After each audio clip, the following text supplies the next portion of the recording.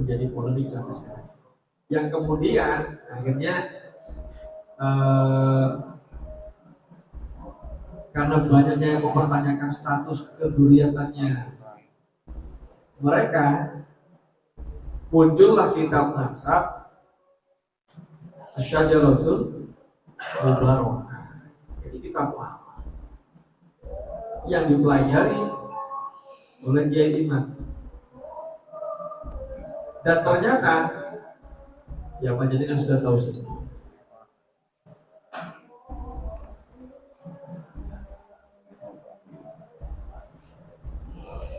Ya itu yang bisa kami sampaikan. Monggo silakan barangkali ada yang punya unek-unek mau disampaikan.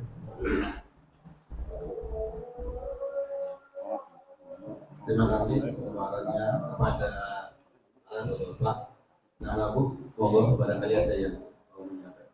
Terus Sunowo.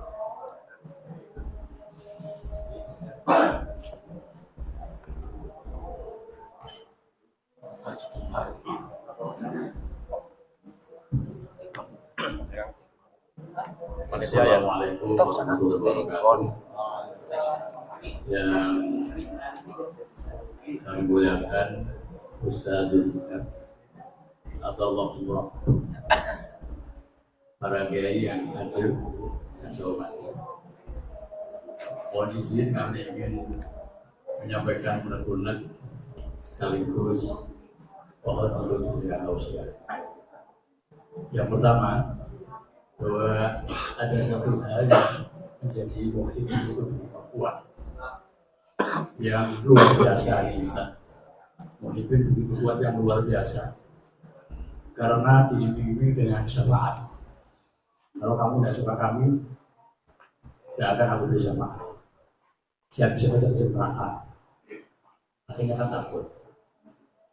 Nah kemudian saya pernah baca sebuah hadis dalam kitab Al-Bahiyah. Kalau tidak salah, teksnya itu Yusyafi'ullahu lahum salasa al-anbiya wa syuhada wal ulama. Sebenarnya tidak ada dzurriyyah. Ya Allah akan memberikan syafaat kepada tiga kelompok, yang tiga kelompok itu menularkan kepada pengikutnya, anbiya, syuhada, ulama. Dan kemudian apa hubungannya dengan klaim mereka, apa itu namanya, klaim mereka bahwa kalau kamu tidak ikut kami, kamu tidak akan ada syafaat. Ini namanya syafaat itu yang begitu mengikat, yang sangat luar biasa. Sehingga kalau sudah jadi muhibbin ini takbir, Allahu Akbar, siap perang, siap mati, siap. Dan ini mohon untuk diberitahu saya. Yang kedua,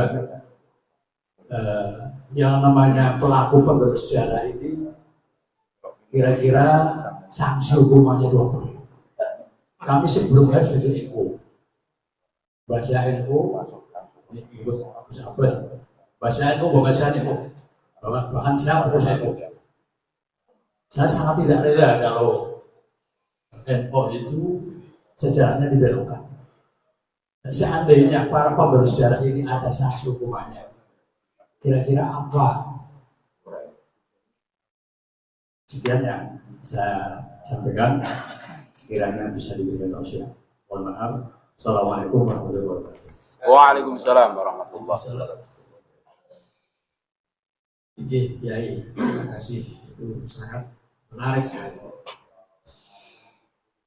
Syafaati lil kabair min ummati. Syafaatku sebagai nabi itu diperuntukkan untuk umatku yang banyak dosanya. Saya pernah membaca panjenengan insya Allah mungkin tahu ada satu hadis ini yang sempat dipelesetkan sama mereka. Maksudnya penafsirannya dipelesetkan. Kullu nasabin wa sababin munqati'un yaumal qiyamah illa nasabi wa sababin.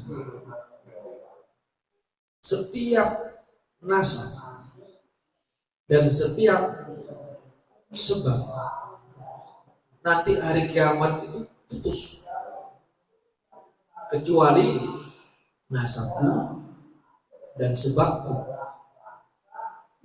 yang akhirnya ditangkap oleh mereka.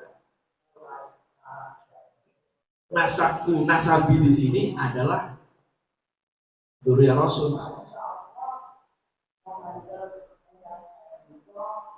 Ya memang benar yang dimaksud dzurriyyah Rasul, tapi di sini kan yang jadi pertanyaan itu dzurriyyah Rasulnya ini beneran apa enggak kan gitu.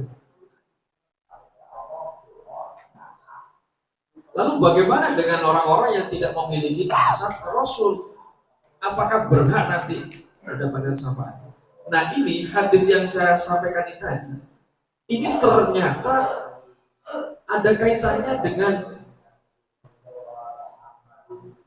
apa? Hak Nabi memberikan syafaat nanti di hari kiamat.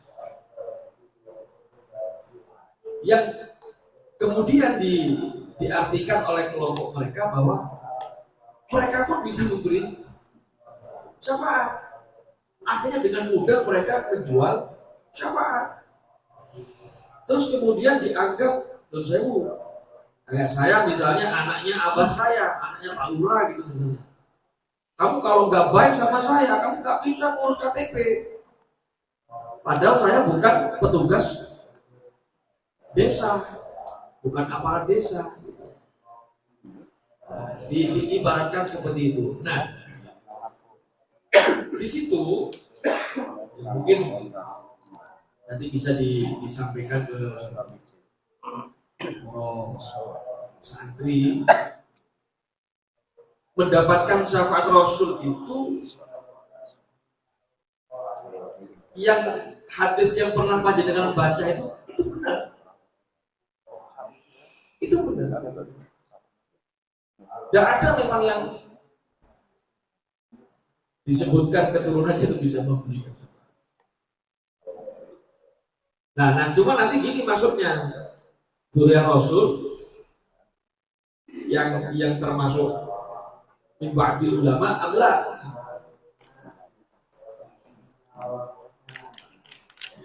Nah, kalau dari hadis yang saya sampaikan tadi itu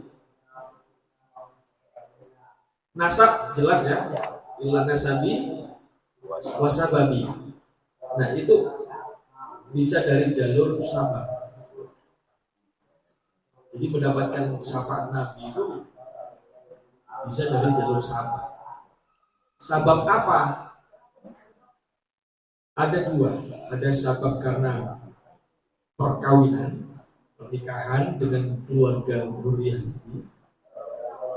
Ada sabab ilmu.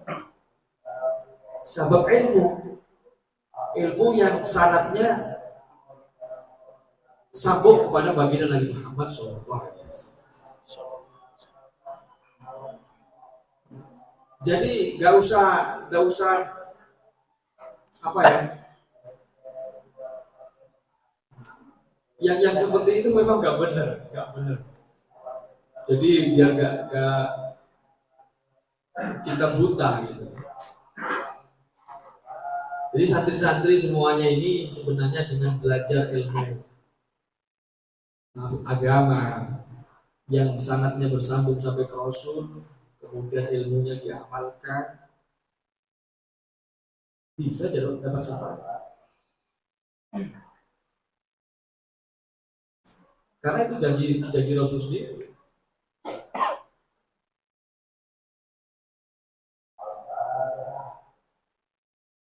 Kira-kira seperti itu. Kemudian yang soal apa tadi itu hukuman buat yang membelokkan sejarah. Ya kalau hukuman dari Allah ya sudah disiapkan sama Allah. Kalau yang dari sisi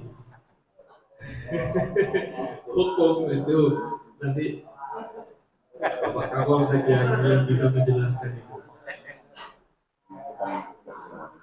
Karena mau tidak mau Indonesia ini kan negara hukum. Indonesia ini negara hukum, ya semua pasti ada aturan mainnya. Kita sebagai seorang santri ini kan hati Allah wa hati Rasul wa ulil amri. Kita harus menjadi orang yang patuh kepada Allah, patuh kepada Rasulnya, tentunya patuh pada hukum-hukum yang ada. Kira-kira begitu.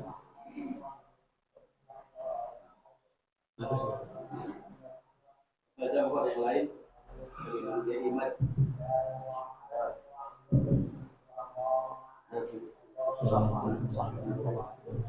Waalaikumsalam.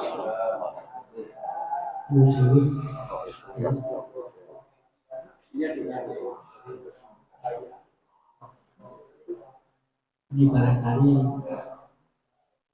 untuk kejelasan kita bersama-sama bahwa apa yang tadi dikatakan oleh Eji Marosi itu dalam hadis itu tidak ada perbedaan. Tapi kalau kita mengacu pada apa yang dikatakan oleh saya Zulfikar itu kan, kalau tinjauan ilmuah itu kan lima terakhir jalan. Jadi antara asal dan sebab itu tidak bisa dipisahkan.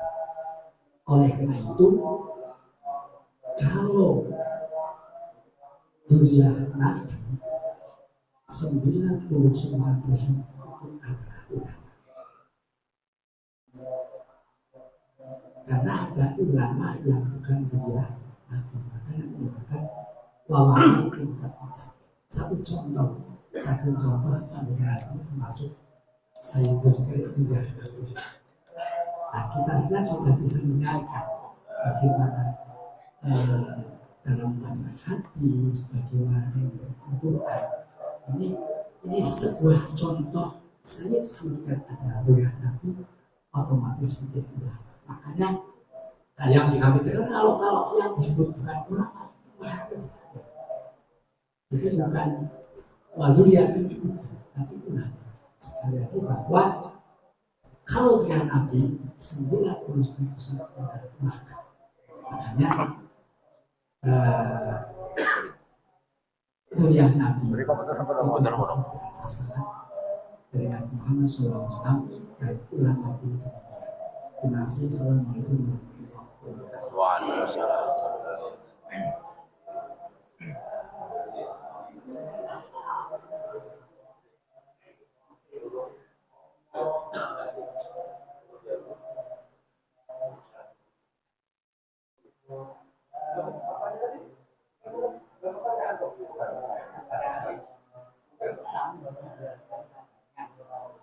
Oke, begini.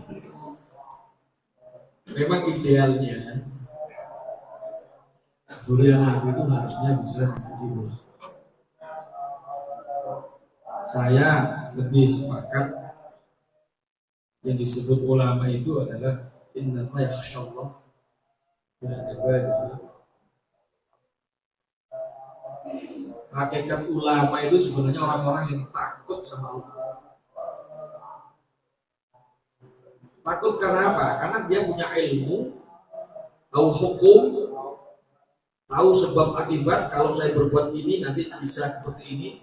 Kalau saya melakukan ini nanti jadinya kena seperti ini. Akhirnya takut sama Allah. Itulah yang disebut ulama. Kalau almarhumlah ayah saya dulu mengatakan bahwa ulama itu harus punya 4 hal ini di dalam diri. Gak cukup punya ilmu saja. Dia harus menjadi seorang amil. Ilmunya diamalkan. Gak sekedar cuma diamalkan aja, tapi harus istiqomah. Gak cuma istiqomah aja, harus ikhlas. Itu yang saya dapatkan dari abah saya. Nah sekarang Nun sewu, ada memang orang alim belum tentu dzurriyyah. Dzurriyyah pun juga ada yang tidak alim. Artinya begini, seseorang yang punya nasabnya siapapun, bahkan keturunan Rasulullah pun, kalau misalnya nggak pernah ngaji, ya nggak paham. Karena manusia itu sama. Idealnya memang seorang dzurriyyah itu harus alim. Kenapa? Karena dari nasabnya orang yang alim. Orang alim itu mesti paham kalau punya keturunan. Itu paham lah. Bagaimana harusnya anak saya ini nanti harus gimana, itu paham. Ya minimal doanya ya sama turun-temurun, Rabbana hab lana min azwajina wa dzurriyyatina qurrata a'yun waj'alna lil muttaqina imama. Terus kemudian ada lagi Nun sewu misalnya,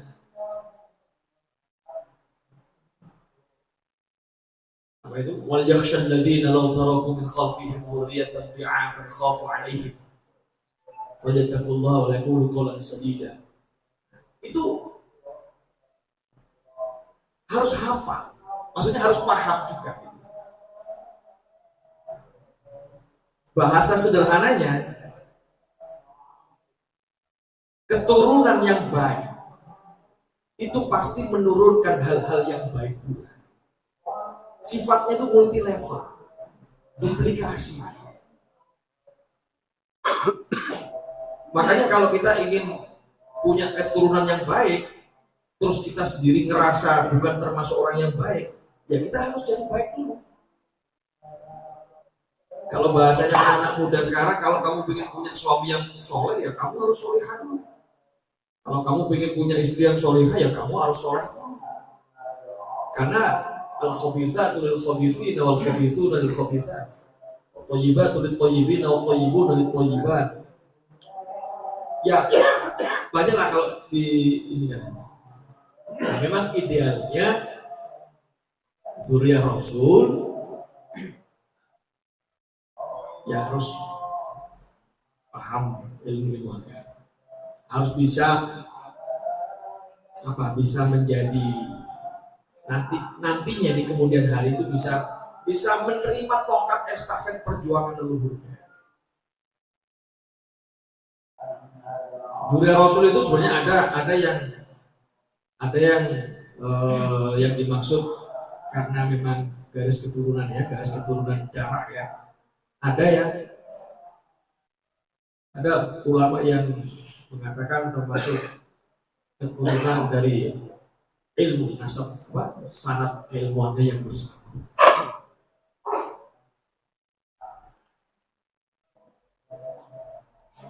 Seperti sekarang kiai kan nggak mungkin anaknya nggak diajarin ngaji, kan nggak mungkin. Kok sopona sing terus pondok ini.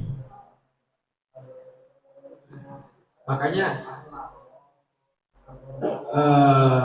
rata-rata pesantren itu turun temurun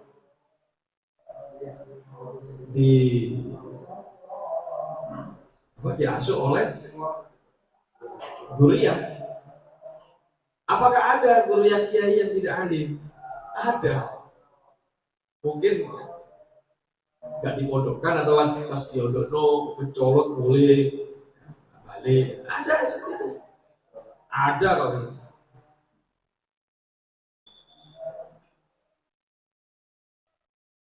Tapi kembali lagi,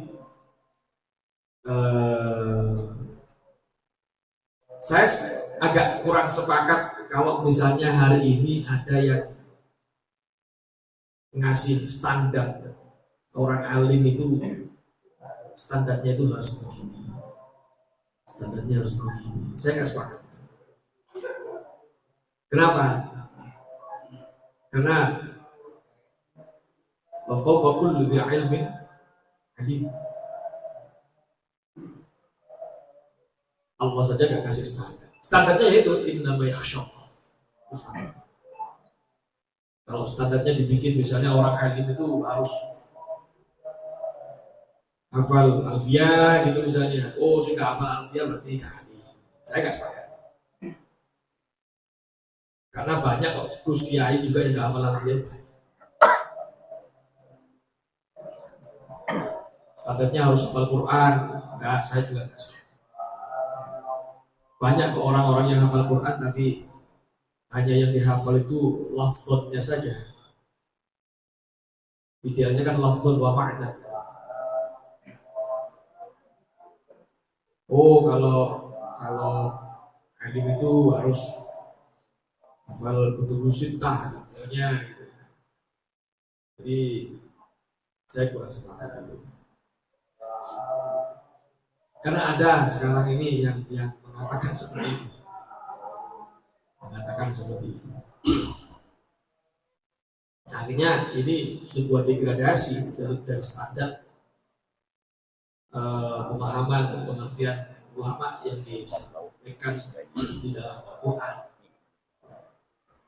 Mungkin kita terus menghadapi